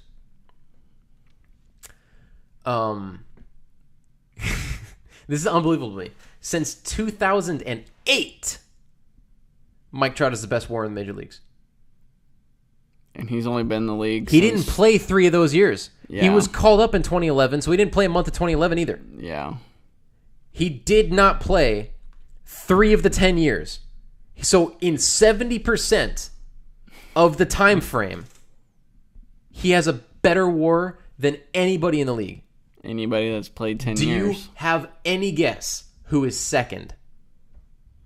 Is he still current? Yep. Okay. So 2008. Because this was almost as surprising as Trout being on top of the list was who was second. Is it Albert Pujols? Nope. Miguel Cabrera. He was 5th. Damn. I don't remember all of the top 5. But what I do remember is that second. Trout didn't play the first 3.2 years. Is it a pitcher? Nope. Of position players. Oh, position players. Okay. Oh my God. Adrian Beltre. Wow. Adrian Beltre. Because he brought the glove. Because I think he won 3 or 4 Gold Gloves in that time. Yeah, and he's hit like a monster most of those years. Especially with the Rangers. Yeah, and that year with the Red Sox. Yeah. He just peppered that wall. Yeah. He peppered the green monster. Hit like 330 that year. Yep. With like 40 doubles or something. Adrian Beltre and Mike Trout. But it's Mike Trout, who didn't even play 69%. Or he's only played 69% of the time that Beltre's had to accumulate, right? But it's like, the dude's unreal. He's really good. I've never seen... He had a game in New York. Back-to-back games. Where late in one game, he hits an opposite field home run into the second deck in New York. And then the very next game goes 5 for 5 with 3 doubles and a bomb to left. And like, I'm looking at this and I'm like, what if he played in New York? Right. How good what if he played in Colorado? He'd be a 330 hitter with 30 home runs on the road, and he'd be a 380 hitter with 50 home run pace at home. I mean, like, the dude plays in a pitcher's ballpark, which is now slightly less of a pitcher's ballpark because with the right center field fence, they lowered the home run line to that 8-foot padding wall. So if you hit that scoreboard above the pad, right, it's a home run now. It's out. So it's slightly better hitting park now. But and the dude plays in Seattle. Yep. And in Oakland. And it's like, if the guy played in the AL East, where every park is a launching pad, basically. I mean, you think Camden, you think Fenway, you think New York, you think Toronto. The only one that's even slightly a pitcher's park is Tropicana. Yeah, and it's not like super pitcher friendly. And apparently Mike Trout's stealing more bases this year. He leads the league. He leads the league in home runs. How many steals does he have? 12. So 12 steals. They've played what, like right around 50 games, more than that. He has played in. Where's games? I don't see games.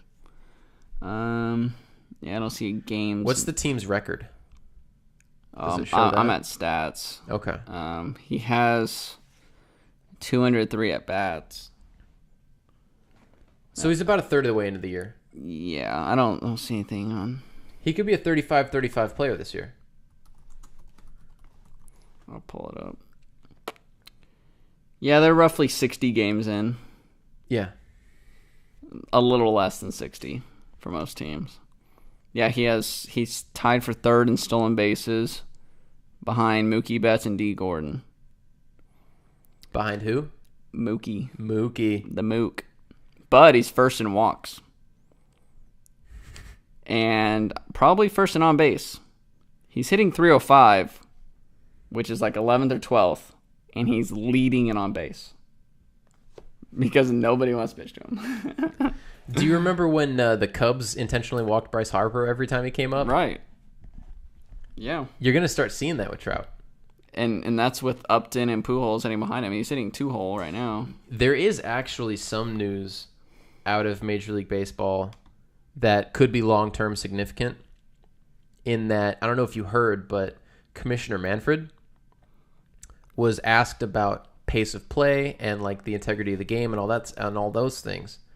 And he was saying that maybe pace isn't as much the issue, whereas like potentially, and he kind of opened the door to visit some like rule implementations about like shifts and pitching changes and like those sorts of things, where like potentially you might have to play either, like two guys on both sides of the bag, or everybody has to be in the dirt, or like that sort of thing, And so like to open up the offense. Yeah.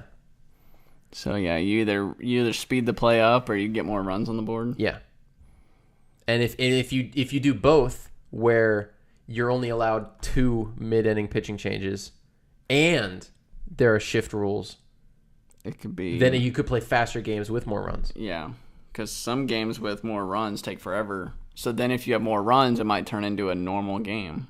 Yeah, I mean, it might go slightly over 3 hours. The trick with the mid-inning pitching change is that I could totally see this scenario happening where you use both of them in regulation, and then you have a guy out there who's not a long relief guy in extra innings, and he's in his third inning of relief, and he has like a 35 pitch inning. You mean in extra innings? Yeah. Well, in extra innings, you might get like one. You might get another one. One per inning or something. Yeah, I mean, but like there could be problems where you have a guy out there who's going way over his pitch limit. Right. Because he's stuck out there. Yeah, I think if you go extras, you get an extra, like 1 per 2 innings or 1 per inning or something. Yeah. Because, I mean, like in... Or maybe you get another 2 per 9. Where, like, it's the same as, you know? Yeah, just restart. Yeah. But... Yeah, I mean, you should get extra because, like, NFL overtime, you get more timeouts. Yeah.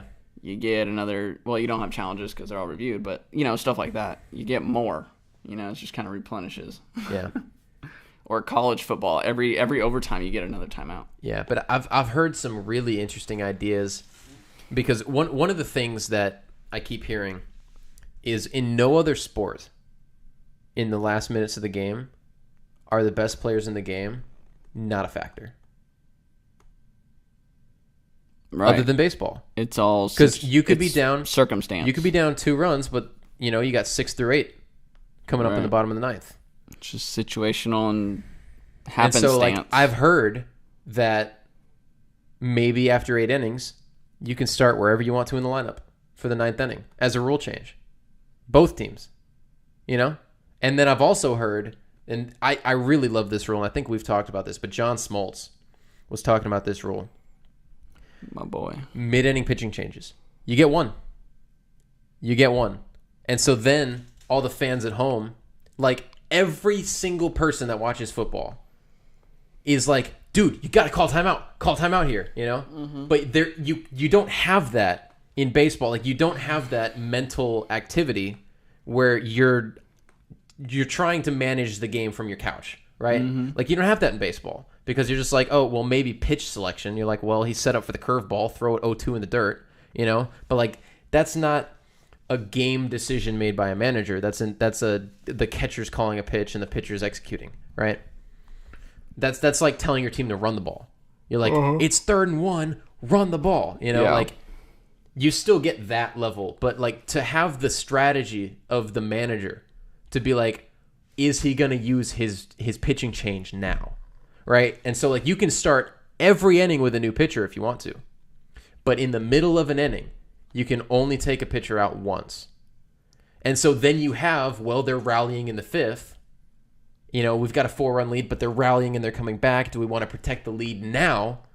Or do you need to save that for a rainy day in the 8th? Or the 9th? You know? And so you mean once per game? You get 1 mid-inning pitching change per game. Or 2, right? Like, whatever is agreed upon.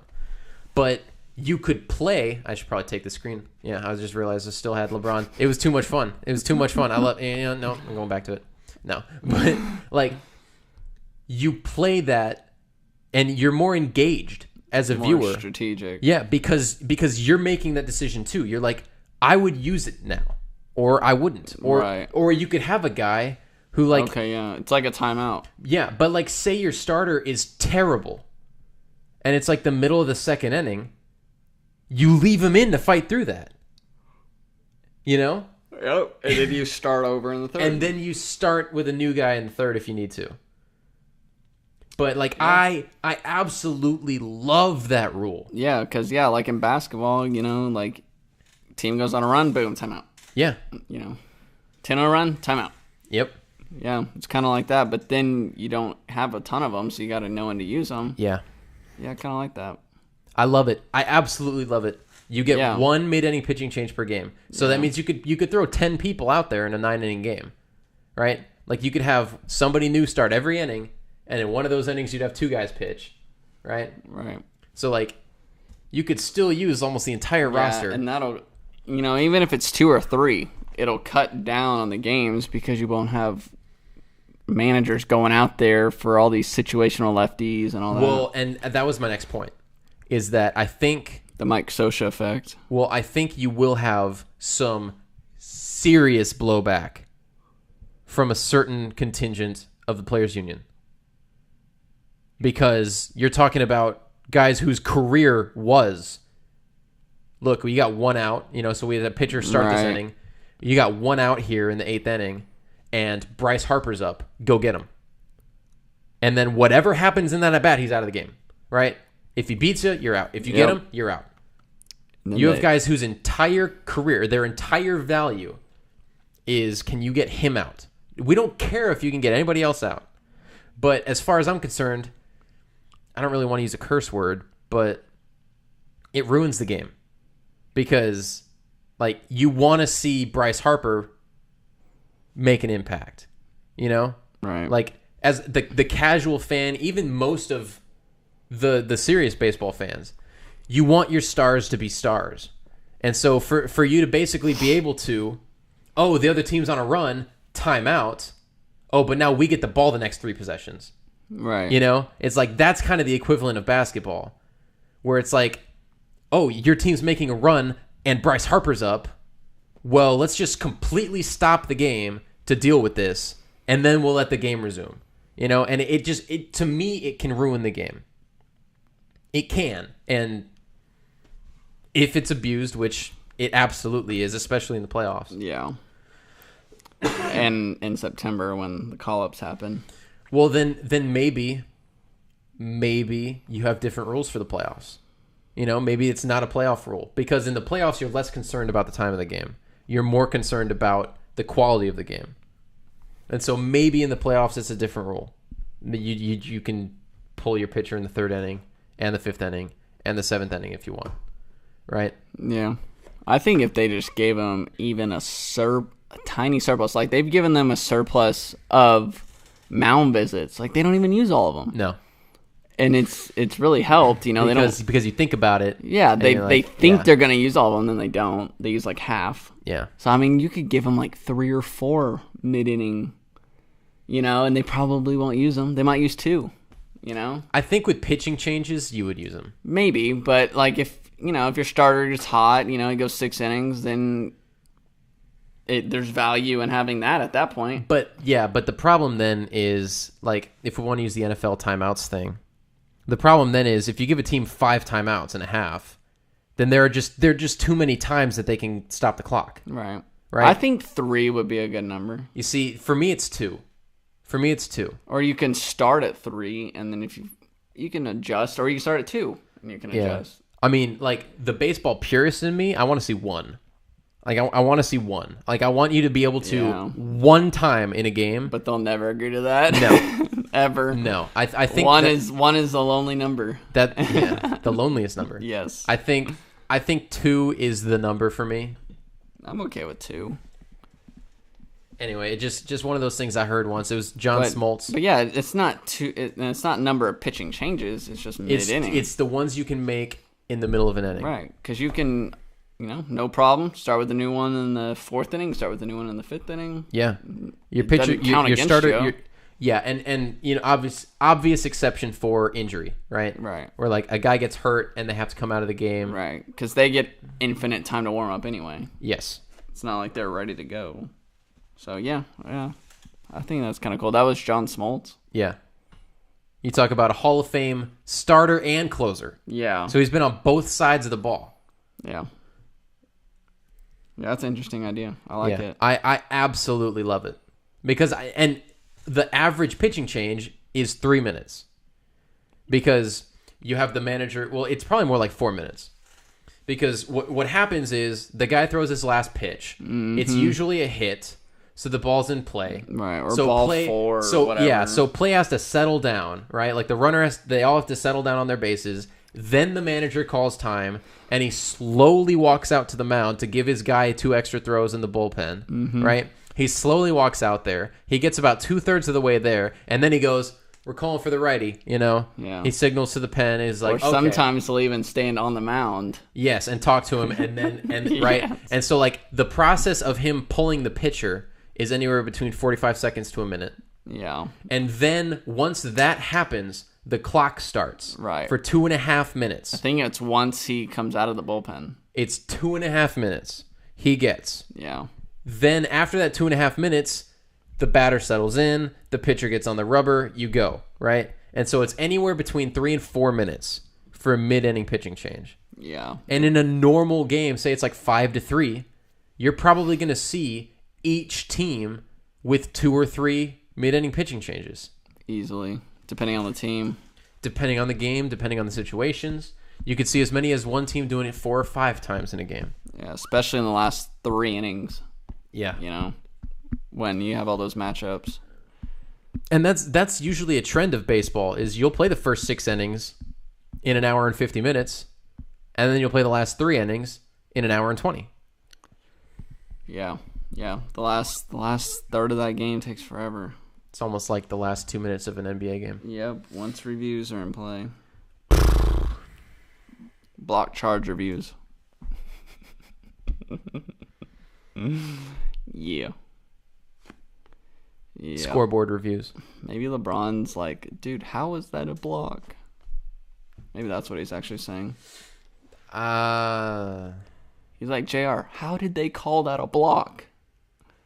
This would have never happened to you. I love you, man. I love you. It's a classic picture. He's like, I got your back at the press conference. Did you see that, though? All the ESPN reporters were just trying to start crap. Oh, yeah. So dumb. He's just like, and I'm out. Yeah. Well, that was the last question anyway when he left. That was the last question. But that same guy was trying to grill someone else about it. Yeah. And then like another ESPN guy asked something stupid about the Tristan Thompson thing. Yeah, and the last one was asking like, oh, well, basically trying to say, well, what was JR thinking? And LeBron's like, how do I know? Yeah. He's like, I'm not JR. I don't know what he was thinking. He's like, well, he didn't tell you anything? He's like, whatever. Yeah. And LeBron's like, well, we talked on the court. He's like, do you want to share that? He's like, no. See you. Yeah. And he just walked off. Way to go, Mark Schwartz. Way to go. You just pissed off LeBron. This is why LeBron goes 0 dark 2030. every postseason. Maybe this is why ESPN has layoffs every year. Well, they're laying off the wrong people. You aren't wrong about that. Man. I see some of their posts now. I saw an article on ESPN the other day about the Vegas WNBA team. They played their first game. And I didn't know that they even had a team until like the week before I read this. Yeah. Clearly they didn't either. Because they were like, oh, the Las Vegas Aces played their first game in Vegas today. And then they were like, oh, so-and-so scored the first points in franchise history. I'm like, no, they've been around for 20 years. Yeah.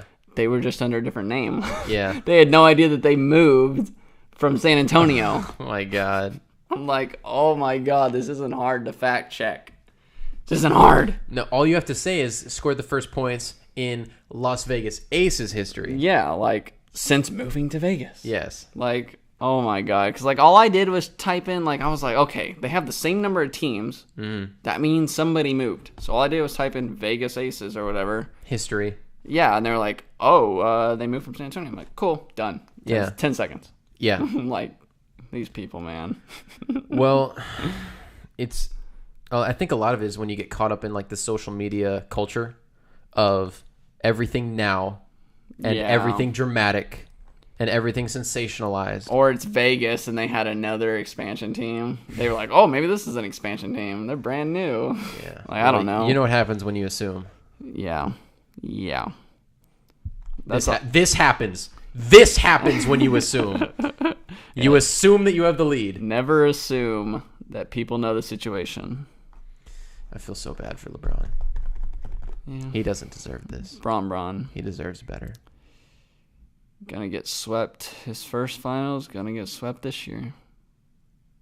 I don't think they get swept this year. Yeah, no. I said they'd win one game. Of course, maybe that was the one.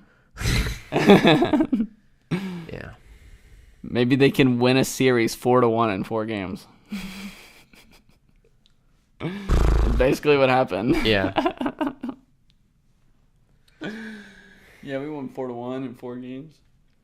If you do want to kind of flip the conversation, are the Warriors the most fortunate super team ever? Fortunate. Chris Paul gets hurt. Kawhi got hurt last year. The first run to the finals, they never had to play a starting point guard. I mean, I guess that helps, but I think Durant's contract expires right when Harrison Barnes's does. and they have the cap space to fit him in. Like, initially, yeah. Now not so much, because even if they lose that game, they're still gonna win the series. Last year, they still won the series against the full roster that Cleveland had. Yeah. Maybe initially, the start of it, because also they had to draft everybody out of the top 5. Yeah. Some of them out of the top 10. Some of them out of the first round. Some of them out of the first round. Yeah. A lot of them out of the first round. Yeah. You know, and then they got key pieces here and there, like Iguodala and Livingston and solid players. Like when they have Maurice Spates, then they bring in David West, you know, just guys that can contribute a little bit. But, it's like they paid cash for Jordan Bell. So in a sense, they were really good and really lucky at the same time. Like they made good picks, but got lucky when it mattered. And a lot of success in sports is, you know, does the ball go your way? Yeah, every team has to have it when you win. It has to happen. It's like whether it's David Tyree's catch or Edelman's catch against Atlanta, like stuff like that, or the refs overturning LeBron's charge. That, although that didn't really matter that much to me, but or the Eagles tight end. Oh, the Zach Ertz dive into the end zone. Yeah, like what normally might not have been a touchdown is a touchdown because it should be a touchdown, but it wasn't a touchdown. But now it is. Because it wasn't a catch before, even though it should have been a catch. But it is. Yeah, stuff like that goes your way. You know, it makes a huge difference. Yeah, it does. But now it doesn't really matter because they're the best team I've probably ever assembled. So, and they're not even fully healthy right now. So it's true. I was worried that Klay Thompson was hurt. But, me too. I mean, you want to talk about J.R. Smith having a night. Yeah. He slips and falls trying to steal a pass. Yeah, and just completely wipes out Klay Thompson. He could have really helped their chances by, 1, hurting Klay Thompson, and 2, he can't even getting the game-winning shot. He can't even play dirty right. He's so in the middle right now. Well, actually, he played dirty against the Celtics with that. Wasn't he the one that shoved Al Horford? Maybe that's why. Or maybe he's just he's actually on Golden State's side. I don't know about that. Because he did leave Steph open for the 3. True. It's hard not to leave Steph open for 3. That's true. He squeezes open. Somehow. If he's near half court, he's open. He's within range. Yeah. It's funny because anybody else shoots that shot, I'm like, oh my god, if this goes in, that's great. With him, I'm like, oh, it's gonna go in. Yeah, with him, I'm like, yeah, I feel he made it. Like he has a better chance of making that than most people have of making it at the actual line. You're probably right. Like league average is what, like 34%? Yeah, probably. He probably has like a 30% chance of making that. And most people can't shoot 30% from 3. Yeah. He's so good. I love watching him shoot. It's my favorite thing to watch in basketball. I just watch to watch him shoot, to dribble and shoot. That's really it. Or both at the same time. He dribbles to get open to shoot. I love it. I will never forget, was it against the Clippers, I think? When he did like a behind the back dribble and then he like catches it with his left hand and he's like running backwards towards half court and then he just like spins around and just fires one up. Yeah, he does that a lot against the Clippers. And Steve Kerr on the sideline is like, no, what are you doing? And he goes in, he's just like, oh yeah. And he just like turns around all like smiling. Yeah. Like, oh, okay. It's like, yep, he's Steph going with Steph. Yeah, he's had a lot of big shots against the Clippers. There's something about playing the Clippers. Yeah, the fact that they're the Clippers. Oh, well, that too. Or just Chris Paul's teams. Maybe, yeah. You do you, Steph. Greatest shooter ever. Transcendent shooter.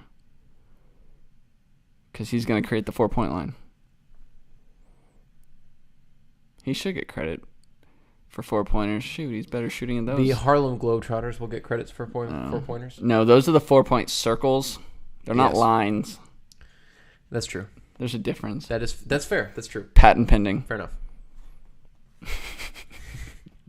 enough. Patent pending. Of course, this line might just go straight across because you can't have it wrap around the whole thing. Yeah. So it's just going to be like from the corner of the side to the other corner. You just have like another line. that wraps around. Yeah. 4-point line. Do it. Yeah. The only other guy I think that can come close to his range at all is Damian Lillard. Damn. Yeah. Like, he's the only other one that I see make some of those at any type of rate, you know? Yeah. Or, where he'll attempt it and actually make some. He's not scared to do it. Good for him. I will say, though, Andre Drummond is actually pretty good at those, like, past half court, end of the quarter shots. Oh, like from the other side? He's actually pretty decent at those. I think a lot of guys are, because I think they just randomly do it, like, at the end of practices. Yeah. They'll just be like, okay, whoever can make the first one or something, and they'll just attempt them all day. Like, I think I'm actually pretty good at them. Just because I just mess around. Well, I'm not. I just mess around doing it, so I'm like, and then you kind of shoot one or two, and you kind of see if, okay, am I shooting too hard? Do I need more air, less air? Yeah. You kind of get used to it pretty fast. Yeah. Where you can get somewhat close most of the time. Now, going in's a different thing, but, it's got to hit the rim or be near the rim to go in. Well, Ireland scored in the 90th minute. Alan Judge. Oh, good. I'm glad I didn't pick it. Go me. U.S. had the draw, right? They had the draw option, yeah. So they lost. Yeah. Yeah. At the end, Yeah. that would have killed you. That's a typical streak move, man. That would have killed you. That's streak at its finest. It's probably like the 90th minute plus 6. Or plus 16. Yeah, it's like 3 minutes into stoppage time. Yeah, like the very last possible second. Yeah, that would happen. So I don't pick it. So I don't pick anymore. Can't lose if you don't pick. It's true. So, That is true. Anything else? I'm trying to think. I don't think we really missed anything big, did we? No. I mean, the biggest thing was like 4 things in one play. Yeah. You're not kidding. So, yeah, we got NHL tonight, some Stanley Cup, got NBA tomorrow. And After not too long, we'll have some World Cup. yeah, basically every 3 days or something Something new. is a new game for each series. Okay. Maybe. Might be every 2 for these next couple since they're in the same cities. Yeah. So, we'll see. Sweet. Well, I guess That's it for June 2nd. June 2nd. Yep, 6-2. 6-2. See y'all.